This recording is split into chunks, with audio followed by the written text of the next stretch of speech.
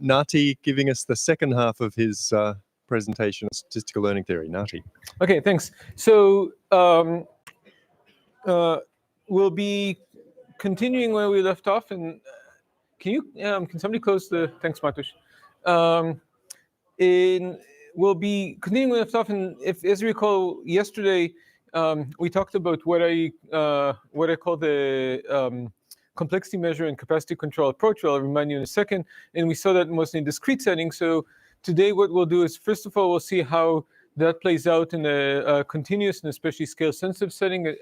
And the main message is it's just exactly the same thing. There's some details, and I'm going to be zooming by the details very quickly. So if you haven't already seen, I apologize in advance that if you haven't actually already seen the tools I'm going to be mentioning, then you're probably not going to be able to get much out of this, except hopefully I'm going to tell you which things you should give you which things you should get the keywords that you should you can then look up.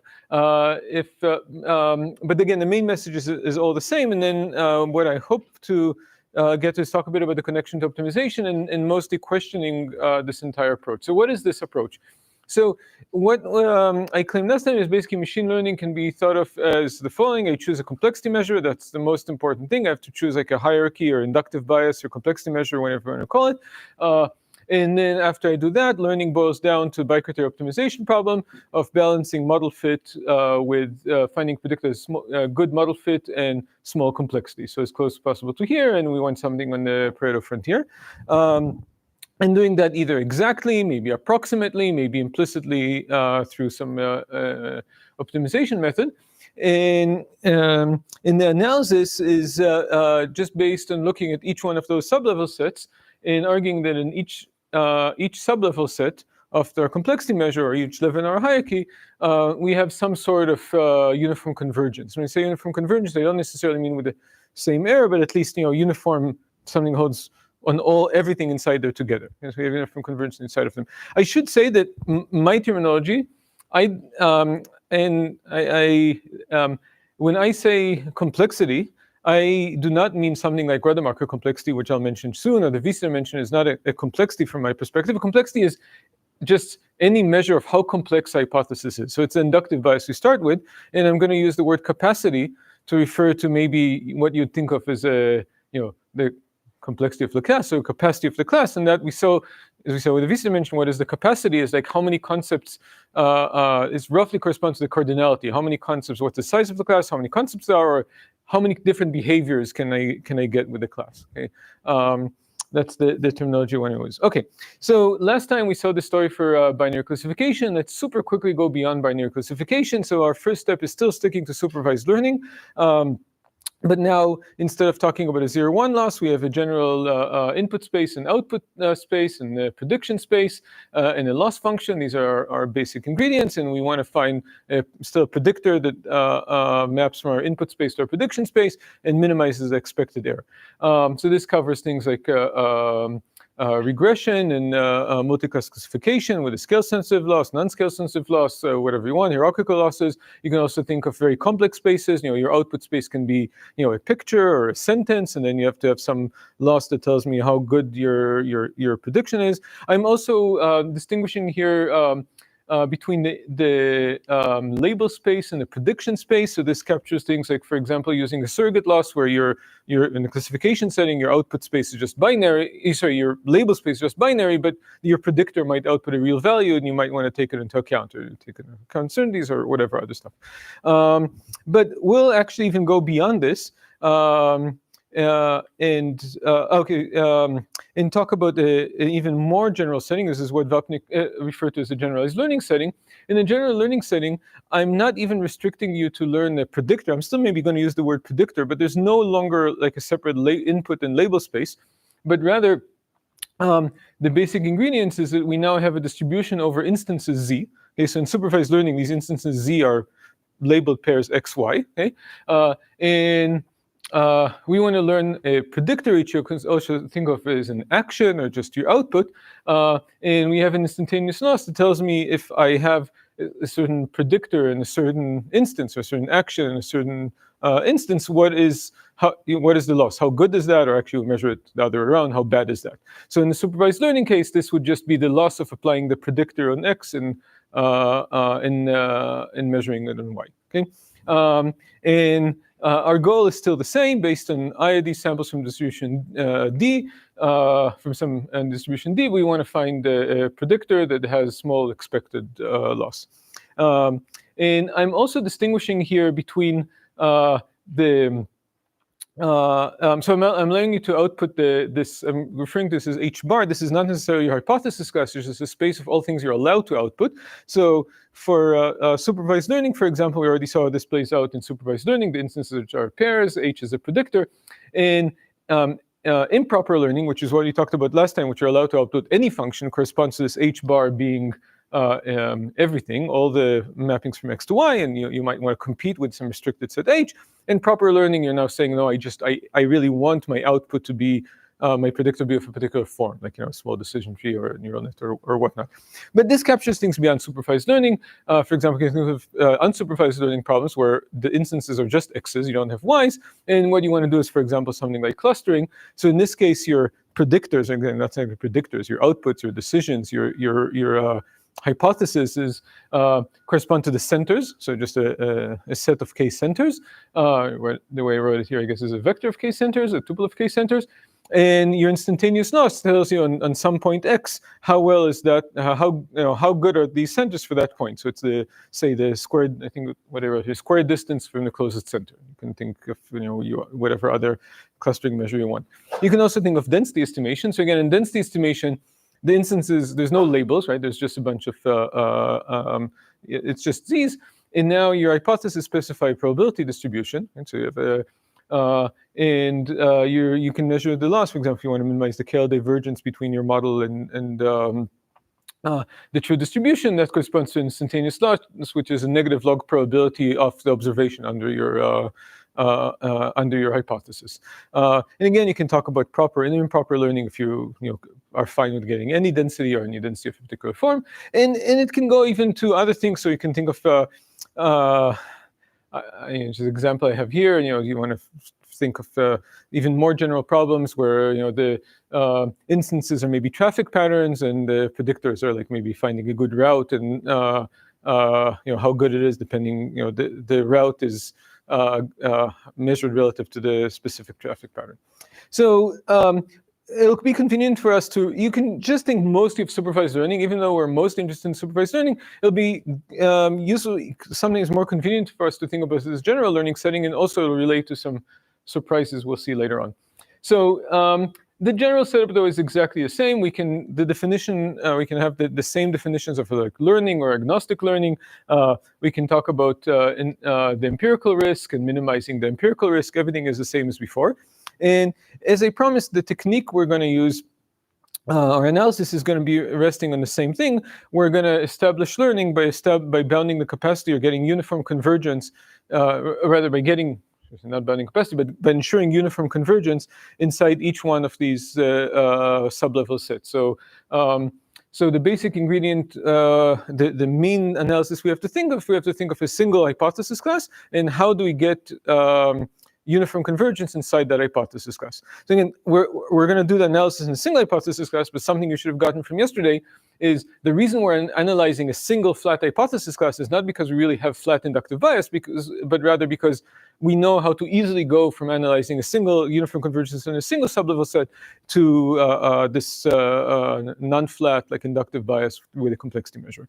Okay, so how are you going to do that? The basic ingredients are going to be exactly the same as yesterday.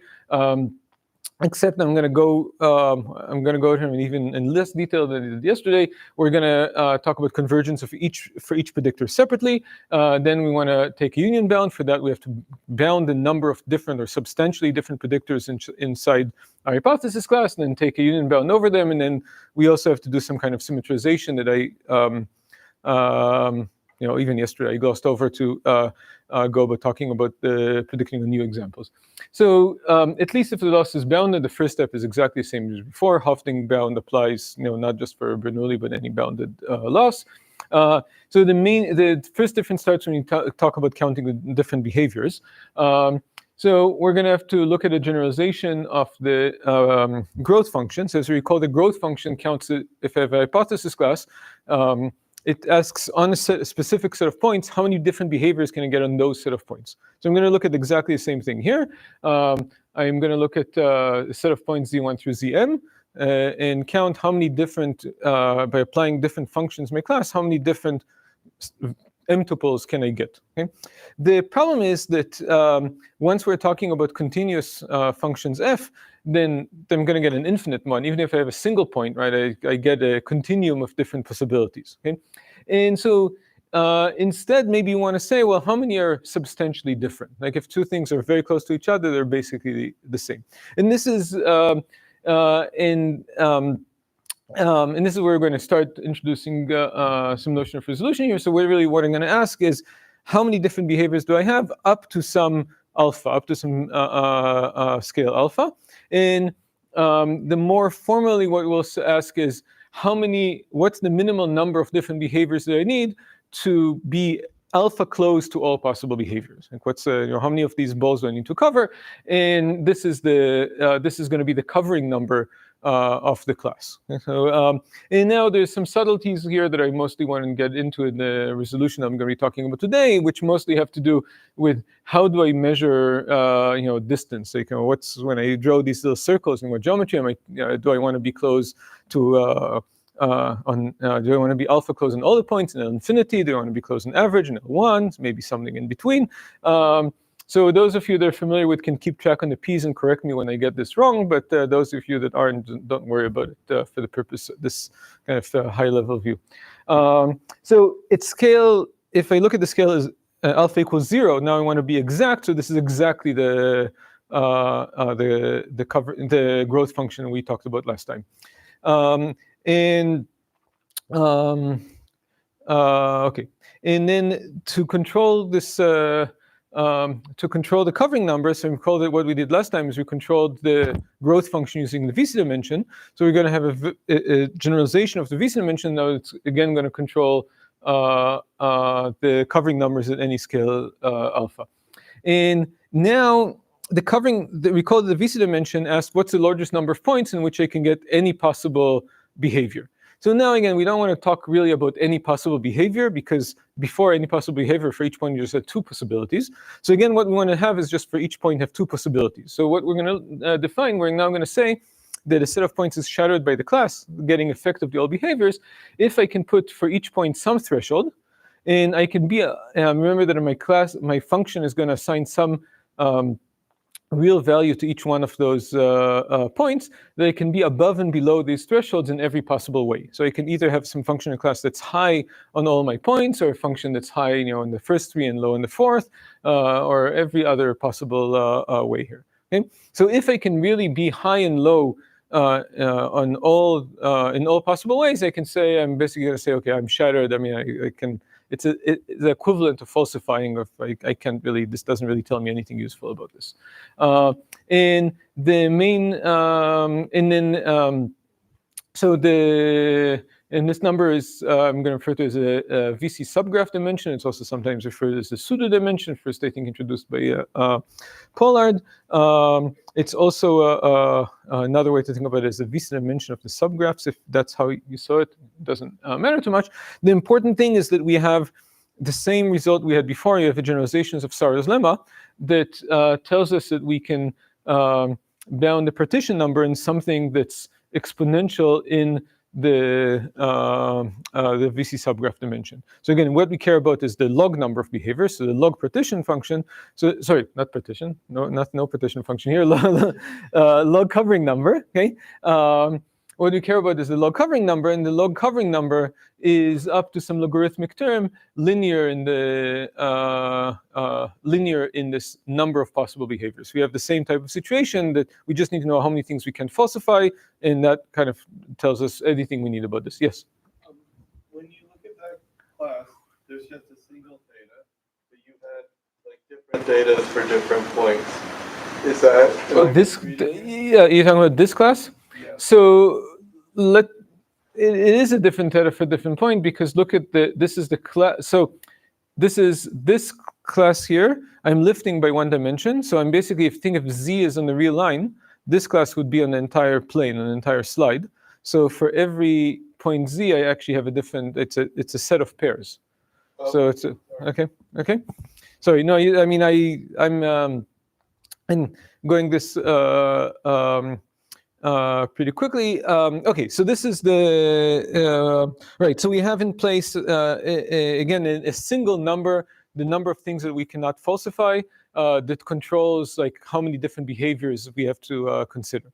Now, one point that we have to think about a bit is what exactly should we be covering?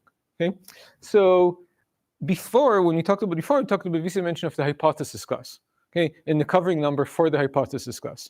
So right now, should we, when in this more general setting, should we still be talking about covering the hypothesis class? And one thing is, I mean, this doesn't really even make sense, because the hypothesis class, this notion of covering and with scale refers to real valued outputs, right? So here, what I was covering here, I talked about scale alpha, a real valued over the reals, right? So I'm really covering here, I'm shattering a class of functions to the reals. But when we're talking about the predictors H, they might not be real valued, right? If they might output sentences, they might output images, they might output, one of 20 possible answers. It doesn't even make sense to talk about covering them. You have a comment, or I thought, okay. And in the general learning setting, these H's are completely abstract. Like, for example, they don't even necessarily correspond to any particular function or something. So and even if we do, even if H, I can think about it as real valued, what I really care about is not the scale of the predictions, but the scale of the loss. I want my loss not to be so big.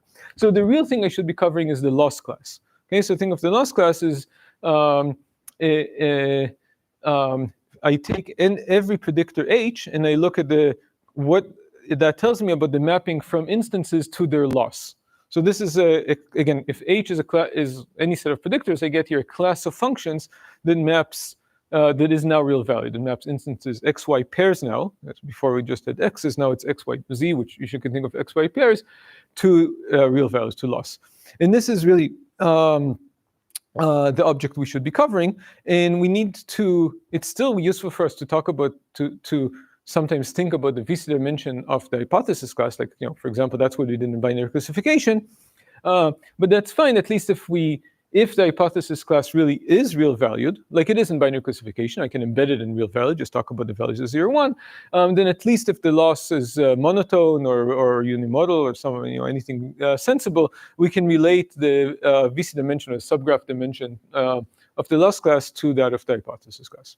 Okay, so just to review where we had in our plan, we have we figured out how to count behavior, and we know how to get concentration for each hypothesis separately. Now we have to somehow take a union bound over these behaviors, being kind of careful of the scale. What?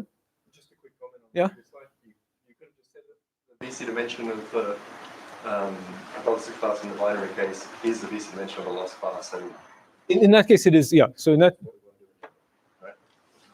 Well, that wouldn't be true. So wait, I mean, it wouldn't. In the binary classification, it's exactly the same. But but in general, it might not be. But we can relate them. But yeah. You're just explaining why we should have viewed it that way. Yeah, exactly. Yes. Okay, so now there are two approaches to continue. There's the old school approach that works with the very hard with the covering numbers and keeps track on the exact scale and of what we have to do, and then basically does the exact steps that I didn't do yesterday. I'm not going to do again today of symmetrization. And then there's a more modern approach. So I promised you this is nothing 20th century. This is just the very, very, sorry, nothing 21st century or 20th century. I think this is just the very, very end of the 20th century, the last days of the 20th century maybe. is a very powerful machinery for the macro complexities, introduced by, I think, Shahan and Peter coined the name, and about the same time by also Dmitry Panchenko and Vladimir Konchinsky, that really simplifies much of this analysis. And I'm not going to even define rather macro complexity, but if you are interested in how to actually do this, then you should look it up. For what I want to go over is just remind those of you, especially that have seen this once but maybe a bit forgot, how do all these things come into play, and then we'll go later. So what we said is we want to basically start with the VC dimension of the hypothesis class, and what we want to get is learnability using empirical discrimination, right, over the hypothesis class. And so what we do is, first of all, as we said, we go from the VC dimension of the hypothesis class using some structural assumptions in the loss, like, for example, it's a monotone or unimodal, to the VC dimension of the loss class. Now we're working in the loss class. We use Sauer lemma to relate the VC dimension to this counting number of behaviors, or what I would refer to as capacity. Okay, and this we can capture as a covering number. Now there's some technicalities to go from the covering number to the Rademacher complexity, and we can do by that amount to either fixing the scale or varying the scale, or alternatively, sometimes it's actually easier to just look at the Rademacher complexity directly, which we'll mention later. And then the Rademacher complexity gives us almost directly a uniform convergence guarantee. And once we have a uniform convergence guarantee, we know that the empirical errors are good estimate of the empirical errors are good estimate of populations, and that directly substantiates using of empirical discrimination.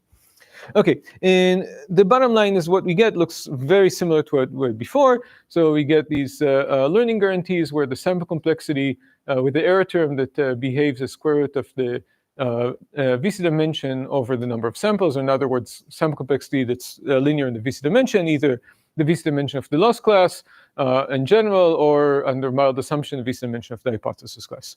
Okay, great. So far we didn't do almost anything, but it's already 4:09. And what, but where it gets a bit more interesting is this is still the VC dimension. The VC dimension, roughly speaking, counts number of parameters. So for example, for a linear class, it will always be, for a class of linear predictors, always be the number of features or number of coefficients. How does things like norm and margin come in? Right. So if I want to, we want to get guarantees in terms of scale of things, and the scale so far plays no role in the VC dimension, the VC subgraph dimension. If you just multiply everything by 9, that doesn't change at all the VC subgraph dimension. So the norm of the predictors plays absolutely no role there. Neither does prediction margin, and yet we somehow do want to get guarantees of things like, the lasso that Ryan mentioned before, or regularized prediction, or controlling capacity using the norm or using margins. So how do we do that? And for that, we need a slightly more refined version of the subgraph dimension. That's the fat shattering dimension. It's exactly the same as before, but now we're talking about the dimension at a certain scale. And what we want is to, as we said before, we want to be above and below certain thresholds. But think of these now as like these, ski gates or something. You have to clear them with some clearance alpha. So now we're asking how many behaviors do I have, but that go above and below those thresholds with a margin of at least alpha. Okay? And that gives us the largest number of points that we can shatter with the margin of alpha at scale alpha by clearing these gates with a clearance of at least alpha is the fat shattering dimension at scale alpha. So this is no longer a single number, but rather a function of alpha. Okay, so this is of course always upper bounded by the this is of course always upper bounded by the subgraph dimension, but the subgraph dimension could be infinite, while I can still have finite fat shattering dimension at every scale. And the important observation is that in order to bound the covering number at a scale alpha, I only care about the fat shattering dimension at the same scale, at scale alpha. I don't actually care about the subgraph dimension at scale 0. I never care about the subgraph dimension at scale 0. Okay? So that means that we can get pretty much all the calculations before. We have to be a bit more careful with our, when we move, these transitions here, which involves integrating over different scales, but I'm not going to get into these issues now. And we have pretty much the same picture as before. except now our starting point, instead of the VC subgraph dimension, we can say we can actually start at the fact-sharing dimension. Okay, good. But one issue we still have to worry about is how to move from the hypothesis class to the loss class. So before, we talked about moving in the level of the VC dimension, and for that, it was enough to talk about the loss being monotone or other reasonable loss. But that only works if, in fact, we have finite VC dimension, or finite subgraph dimension, if we have a finite number of parameters. If we're relying on scale, then we have to, then just an assumption on the loss, a structural assumption on loss, and loss being monotone is not good enough. We have to talk about the scale of the loss. Okay? So what we could do is, well, one thing is we have kind of several possibilities here. One thing is we can talk, if our function class is real value, then all the same kind of calculations we did here, we can also do here. We can talk about its, which our starting point. We can start with the fact-sharing dimension, or sometimes it's even more convenient to start with the Rademacher complexity. And now to go between this hypothesis class on the left side and the loss class on the right side, we have to have a scale, some assumption on the scale of the loss. And what I'll refer to as the loss being Lipschitz. I mean, you can get away sometimes with smoothness or something else that relates to the scale of the loss. For now, we'll stick with the Lipschitz loss. So, for example, the absolute loss is always 1 Lipschitz. And in that case, they can relate, for example, using Lipschitz contraction for the Rademacher complexities. I can relate the Rademacher complexity of the loss class to the Rademacher complexity of the hypothesis class. Or bounded. If I have a bound the Rademacher complexity of the hypothesis class, it provides me a bound the Rademacher complexity of the loss class. And I can actually do this at any level. So this is actually something maybe I think, at least from experience, some people that kind of we're used to, at least now, of doing the Lipschitz contraction always on the Rademacher complexity. But actually, we can do that at any level, like at the VC and the fact-sharing dimension, the covering numbers. All of these are preserved if we have a bounded Lipschitz constant of the loss. Okay, so how does this all play out? So let's look at a specific case of L2-regularized linear regression, which is probably kind of the most important class. So in this case, our sublevel sets, our hypothesis classes, are just linear predictors with bounded norm, bounded L2 norm. And I'm going to stick to L1 absolute loss regression loss. So in this case, you can take it as an exercise, if you haven't already done this as an exercise, or haven't assigned this as an exercise, to calculate that the fact-sharing dimension at scale alpha here scales as the norm of the predictors times the norm of the data. So I have to bound the norm of the data here squared. Okay. And it's I want to point out two things, which may be very obvious here, but important to keep in mind. One is that this is dimension independent, and this is our main goal here, right? So before our guarantees were in terms of number, the VC dimension essentially counts the number of parameters. For linear predictors, it corresponds again to the number of coefficients, dimensionality. And here we have a control over the capacity that is valid even in infinite dimensions. That's, I think, quite nice, okay? And instead, it's just in terms of the norm of the predictor. And the second thing here, which we always have to keep in mind, is that if I want to start talking about scale, I have to worry about the scale of everything. So I need the scale of the both the scale of the predictors to be bounded. So I have to bound the scale of the predictors, but also to bound some control in the scale of the data, and in the scale in which I'm looking at the fact-sharing dimension, and on the end of the loss. Like even as long as one of those is not bounded, I can't do anything. And even if my norms are bounded, but my data, I'm not relying on the norm of the data, that doesn't help me at all. Okay? So I'm always going to see here the norm of the data times the norm of the predictor. And the only reason in some of the slides you wouldn't see that is because I took one of them to be 1, okay? Just for simplicity in the slides.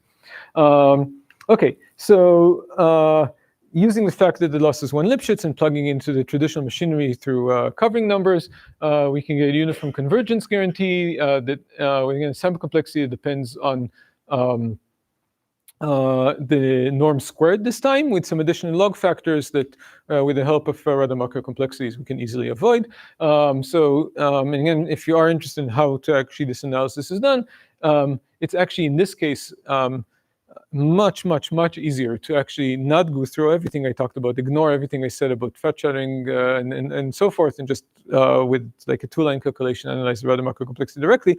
But the reason I'm not doing it here, well, I'm not doing either of these here, from my perspective, even though the Rademacher complexity is a much, I think, easier tool to work with, I think in terms of understanding what's going on and conceptually, I think the fat shadowing dimension is important to keep in mind, because this is the direct analog of the VC dimension that I hopefully yesterday convinced you why is so fundamental.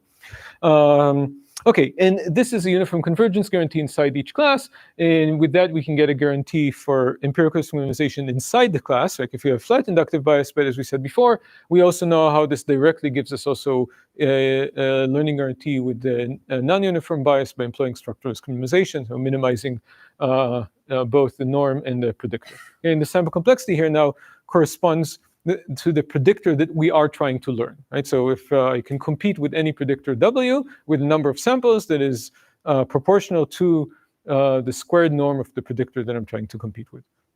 Okay, so we're back to this picture, and we have exactly this picture. Okay, so we have exactly this picture before.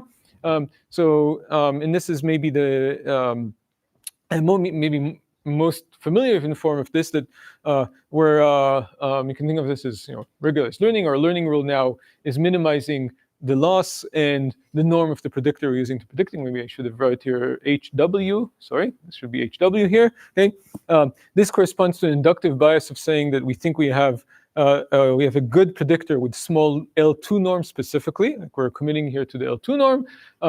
In our sublevel sets now are really just balls. Okay? These L2 balls, which you think we have something smaller inside, and we're basing all our analysis on uniform convergence inside each one of those balls. Okay, this is about norm. So this this works well. This would make sense for something like L1, absolute value regression with L2 regularization. But I also want to relate it to margin. So what does this have to do with margin? So you think of it learning with large margin learning, and we know that with SVMs we can once we ensure large margin, we can learn in very high dimensions. What does margin have to do with this with these norms? So how can we learn even without dependence on number of dimensions, based on the fact that we have this separation in the data? Like, okay, so either hard margin, or maybe just that most of the data is separated, everything except some small fraction of the points. And the main observation here is that by renormalizing the predictor, we can count the number of margin violations in terms of this margin loss. So I'm going to renormalize here the predictor so that the prediction on these lines are going to be exactly 1. Okay? And then the norm of this predictor becomes 1 over the norm of the predictor W is exactly 1 over the margin. So the norm of the predictor now captures the margin. And the number of violations can then be thought in terms of the margin loss. So this is the margin loss. So instead of the 0-1 loss, which counts how many things are on the wrong side of 0, now I'm counting how many things are on the wrong side of the of 1, because I want all the points here to have, I want all the inner products for the positive points to be actually bigger than 1, and for the negative points less than 1. I'm going to draw here the margin loss for positive label. Okay, so saying that I have saying that I can separate the data with margin gamma corresponds to saying is exactly the same as saying I have 0 margin loss with a predictor of norm 1 over gamma, or saying that I have a small a small number of points on the wrong side of the margin with margin gamma says I have a small margin loss with norm 1 over gamma. Okay, so that means that I can now turn this margin learning problem to just a problem of minimizing so it's the general supervised learning problem with a specific loss, right? So just minimizing this expected loss based on the fact that there exists a particular expected loss and with a small norm, which is what we had before. But to plug this into our main machinery, I need this loss to be Lipschitz. Is the margin loss Lipschitz? Is this function Lipschitz? Okay. I'm just checking if anybody is still awake, or okay. This is not Lipschitz. It's not even continuous. Okay. So how do we plug it into our machinery? And the trick we're going to, what? Exactly. The trick we're going to use is we are going to use the ramp loss. So the ramp loss is kind of like the margin loss. So it's 1 when I make a mistake, an action mistake. It's 0 if I get things with the correct margin. But in between, instead of just jumping straight to 1, it's just linear. Okay? And there are 2 important properties of the ramp loss. One, this is actually Lipschitz now. This blue function is Lipschitz. And the second is it's upper bounded by the margin loss, and it upper bounds the 0,1 loss. So I can say that if I have indeed small margin loss, then I also have small ramp loss. I can learn a predictor with small ramp loss, and that means that I also have a small 0,1 loss, which is what I care about. Okay, so I'm not going to go over the derivation here. I mean, this is just spelling out an equation what we said before, and what we get is again, a learning guarantee that looks like this PAC learning guarantee that says that I can compete. I can find, if I use structural misminimization on the margin loss, so I minimize them, find something that has large margin and small number of violations. This is what this means.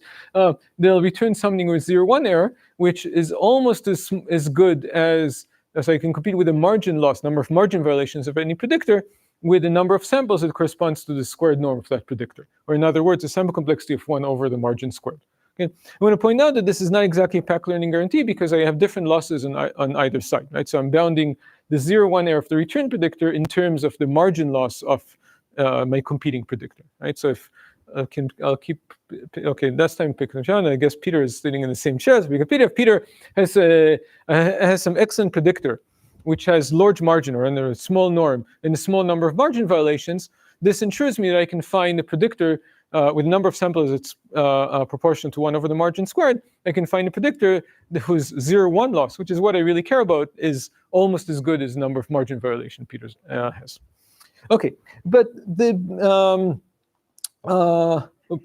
but the basic picture. Okay, so how long? I've half an hour or so, or a bit less, 20 minutes. Okay.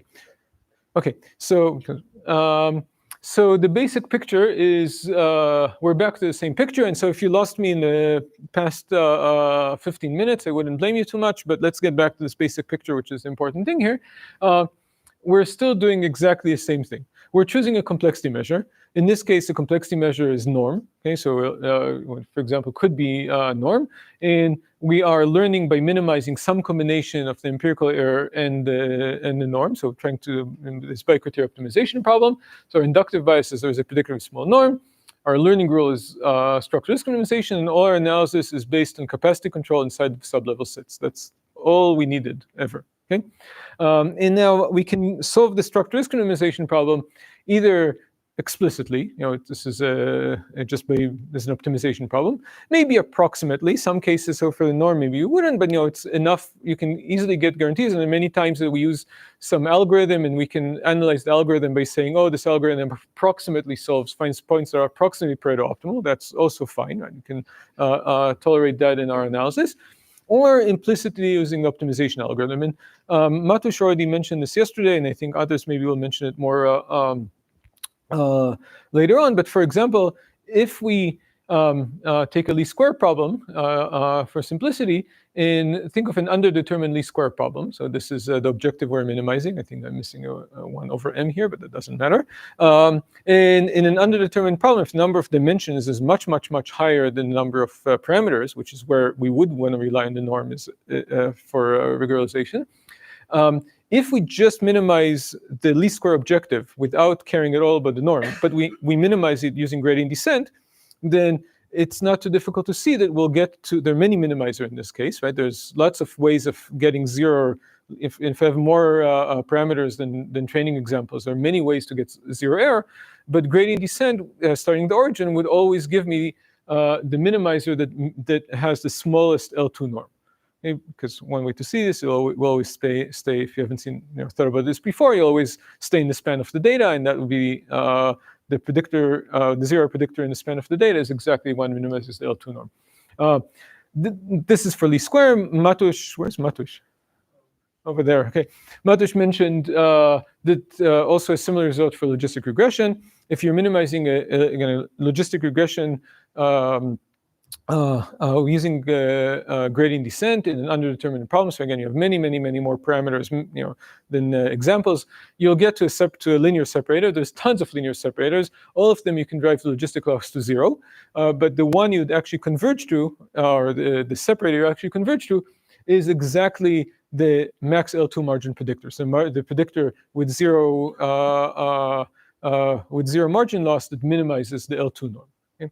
So if you're doing these things, you're maybe using these methods, you're maybe not explicitly telling me in advance what your complexity measure is, but I can understand the algorithm and analyze it by, in retrospect, identify a complexity measure. And in these cases, you're actually getting to a particular point in the Spread frontier, particularly getting to this MDL solution, to the endpoint of the Spread frontier.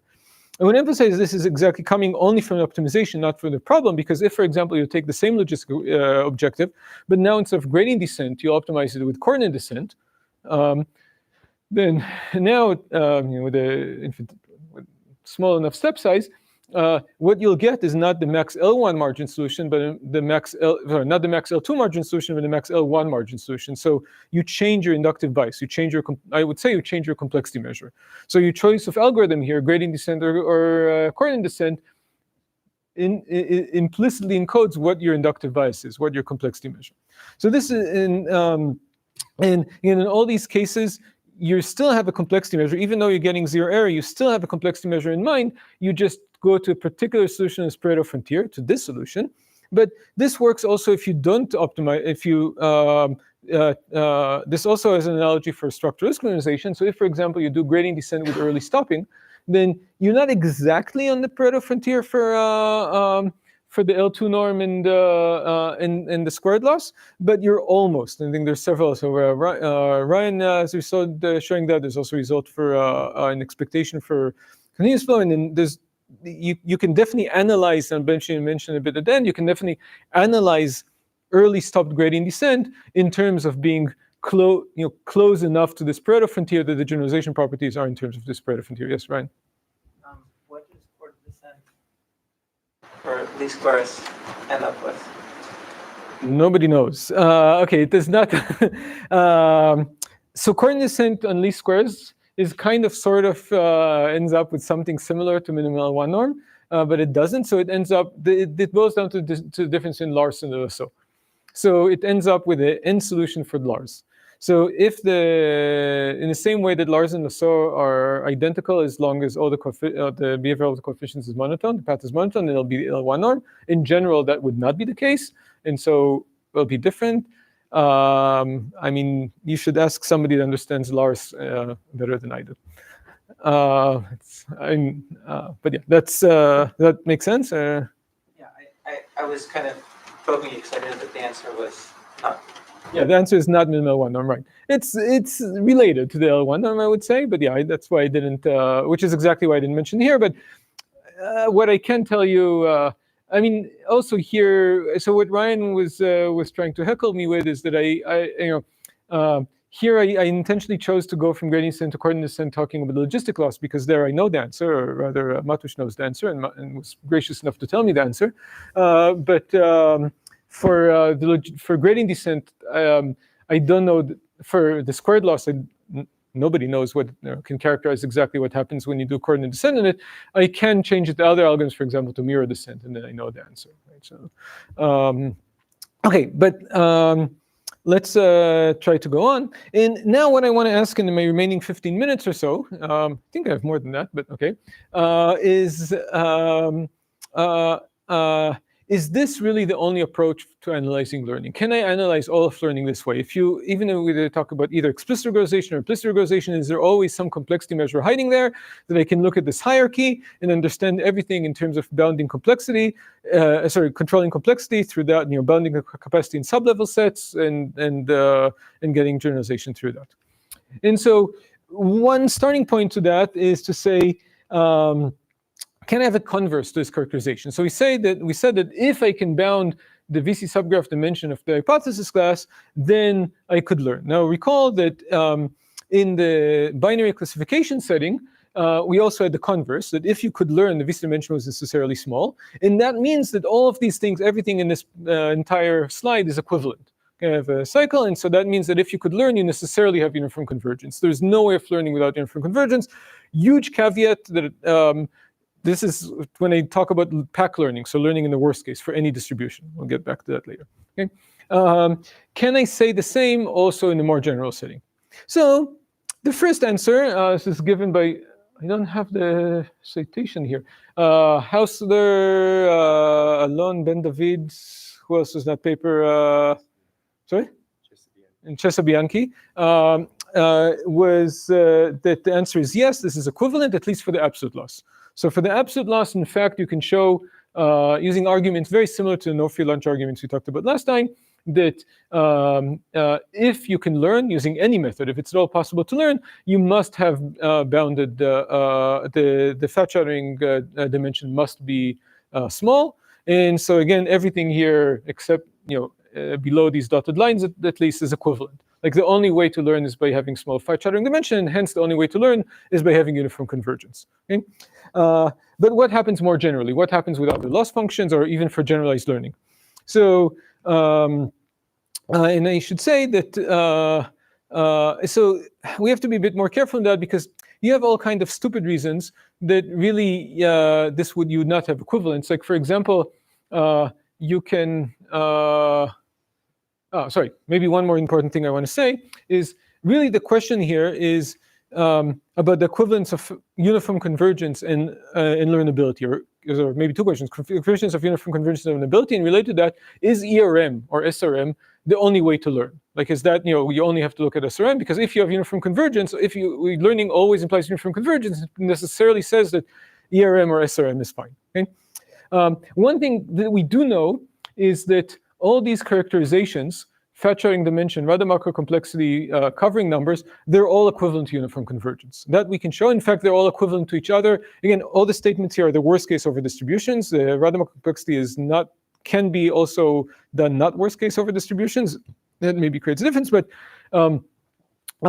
we do know that all these are exact tight characterizations of uniform convergence and also equivalent to each other. So if you think of, can I prove learnability using fat shattering? Can I use learnability using Rademacher complexity? The answer is in both cases the same. It doesn't matter. I mean, one might be easier technically than the other, but the Rademacher complexity is controlled if and only if the fat shattering dimension is controlled. And you can have at most logarithmic gaps between them.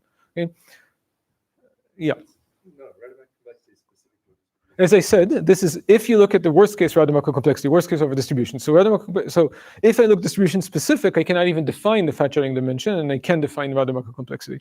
But worst case over distributions, all these things are equivalent. Okay, yeah. So that's an important. What? Uniform convergence can also be specific. Exactly, and right. So that's your difference. And Rademacher complexity is more. It does let me talk about also distribution specific uniform convergence. But now, until the last 3 minutes, I'm not. I mean, I'm always talking about worst case over distributions. So again, so the real question here is not about these specific tools; those we know are equivalent to uniform convergence. It's about uniform convergence itself. Is uniform convergence equivalent to learnability? And just 1 second.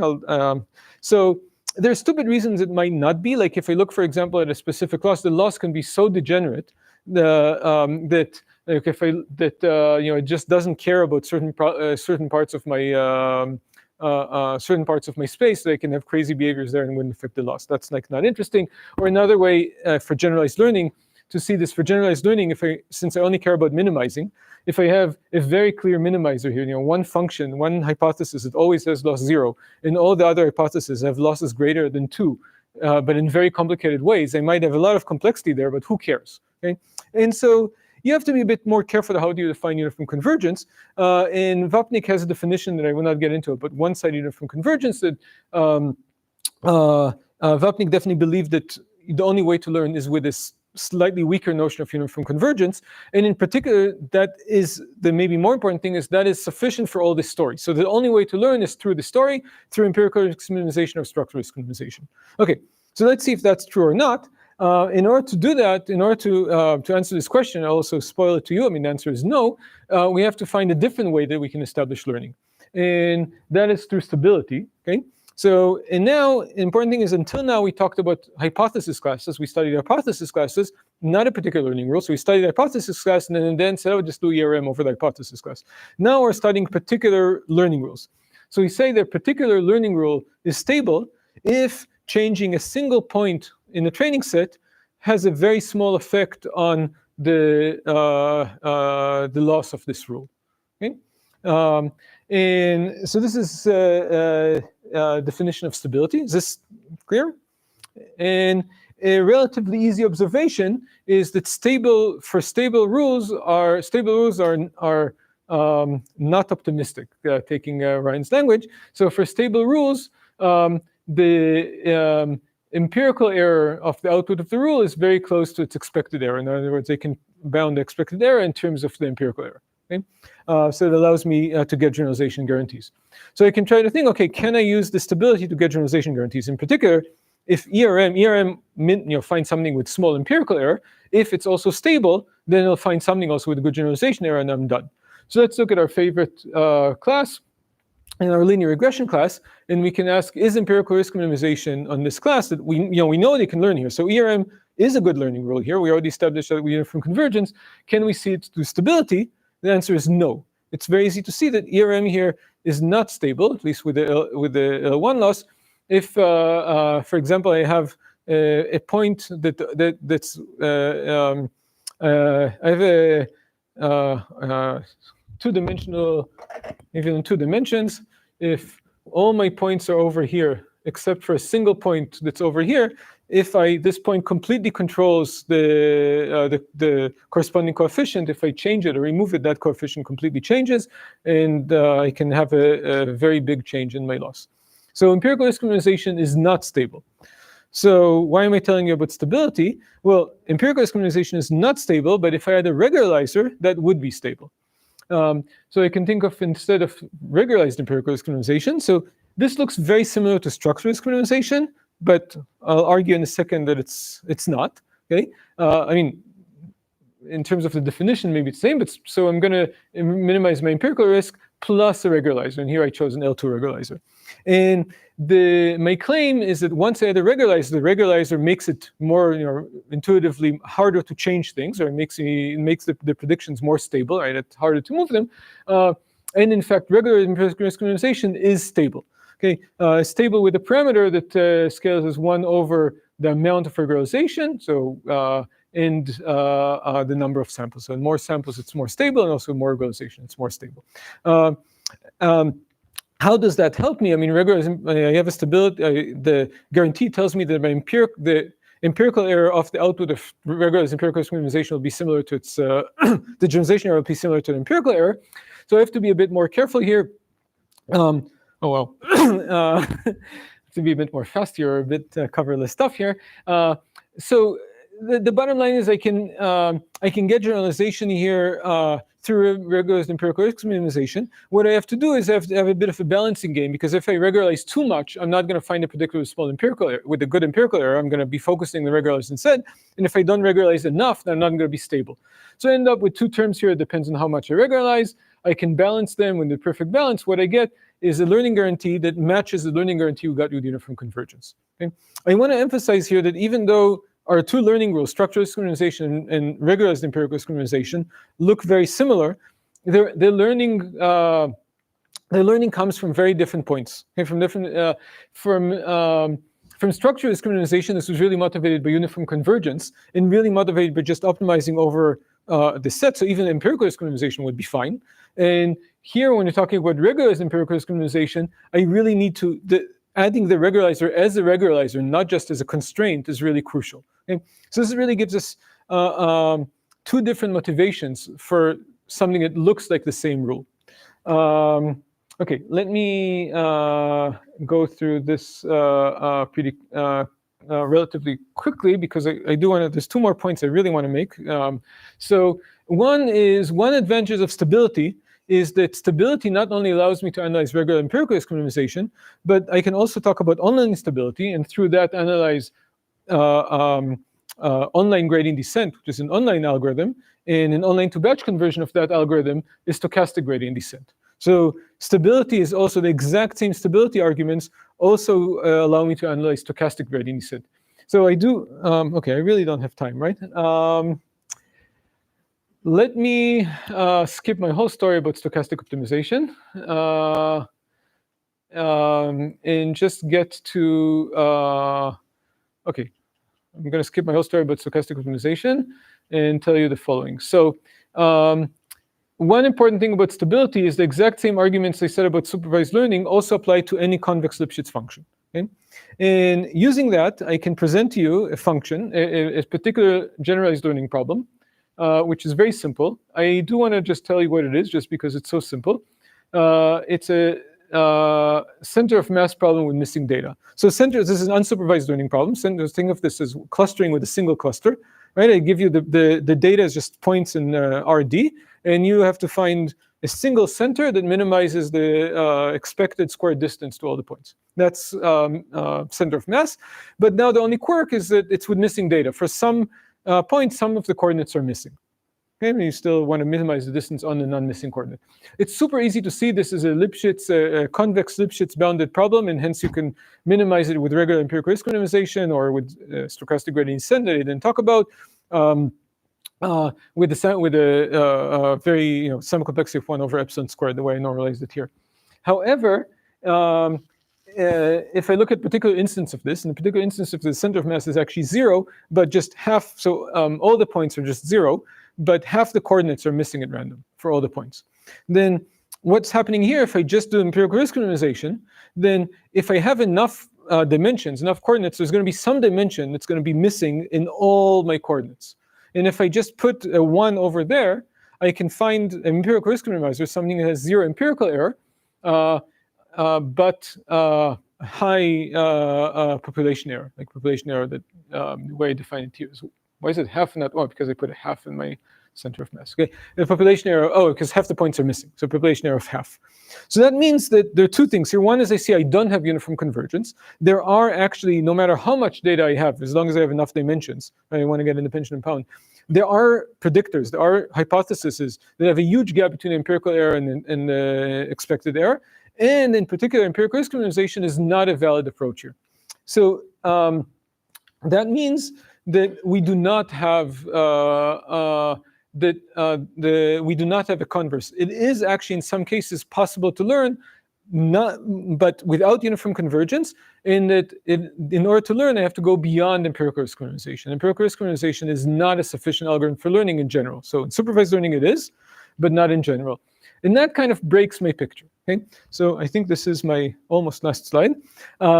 So this kind of breaks my picture, because we said that let's think of all of learning through this complexity measure view. There's just a complexity measure. All the complexity measure does is bounds capacity. But now we see a problem, the center of mass of missing data, that is learnable using a very simple algorithm. I can even learn with SGD, but does not fit into this framework. Okay, so it's important to note this is a generalized learning problem, right? This is not a simple binary classification problem, because we know that for binary classification problem or supervised learning problem with any sensible loss, this would not happen. We do have this equivalent. So in order to break things, we have to go either to this general setting, or you can also do it if you allow an extreme multi-class problem. You can also, like with the number of classes explode, a very high number of classes, instead of very high dimensions, you can also do this. So we do see gaps here.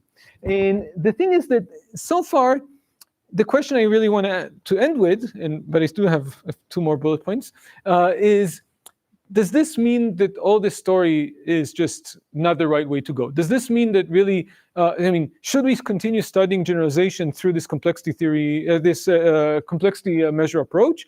Or does it mean we have to throw it all away because there are things that can't explain? So it's true there are things that can't explain, but it's still not clear whether those are the things we actually care about and these are the things we see. Like so far, the things that can't explain are very strange, very quirky. Okay, so these are one of the things that can't explain. The other kind of situation here, which is problematic, there are many results that show that implicit bias cannot be captured by a simple complexity measure. But here also we have to be a bit careful, because what these results show is that implicit bias of certain optimization algorithms cannot be exactly captured by a simple complexity measure. So for example, coordinate descent and L1 loss, I can't write you a simple complexity measure. You can probably show that. Actually, I'm not sure that. I think I can show that there's no complexity measure that captures what's going on there. Nevertheless, it's very possible it's analyzable is approximately minimizing some complexity measure.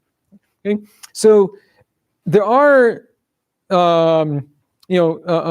some cracks here, but it's not clear whether we really need to we need to change that approach, or how much mileage we can still get out of this. And the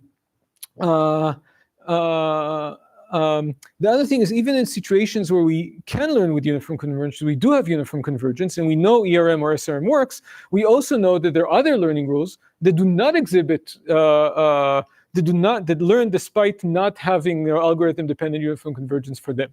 Okay, and again, this is something, and this happens especially in situations of interpolation learning and benign overfitting, and is something that, again, it's not, to me, it's not yet clear how much of these tools are still relevant in those cases or not. I feel that they are, but like I'm maybe not. And finally, maybe this is the most important point, and Peter also alluded to that before.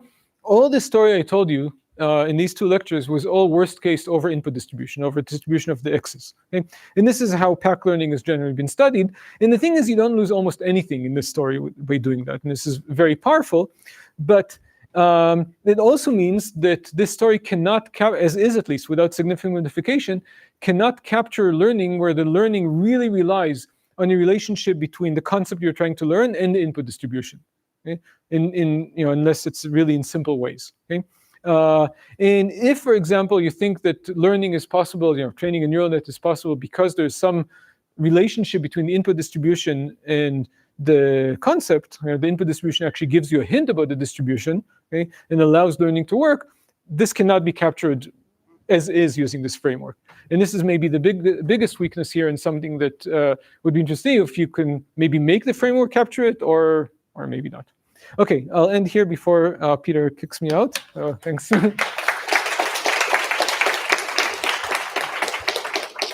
Right.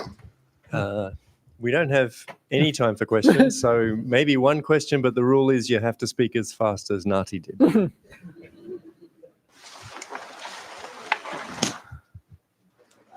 Yeah. Oh, great. So where do these like Nagarajan and Coulter style examples fit in this last list? Yeah, they fit. So they fit over here. So in that case, you can describe. Okay, so the thing is, it's very easy to describe synthetic rules like that. It's an example of a learning rule that I can give you in those cases. In all the cases they describe, there's a different learning rule that learns just as well based on uniform convergence. Uniform convergence does hold, but their learning rule actually outputs hypotheses that are in a very high level of this hierarchy. Roughly, you can think of, I can definitely do this synthetically by, I'm going to learn something, just do standard SRM, get something with small complexity, and then add some crazy high complexity stuff to it that has very small error. Okay, and that's essentially what's going on there. So it's still not clear, but the only difference is those are natural learning rules. Okay, and so yeah, that's where it fits. Yeah, thanks. All right, let's thank Nati again.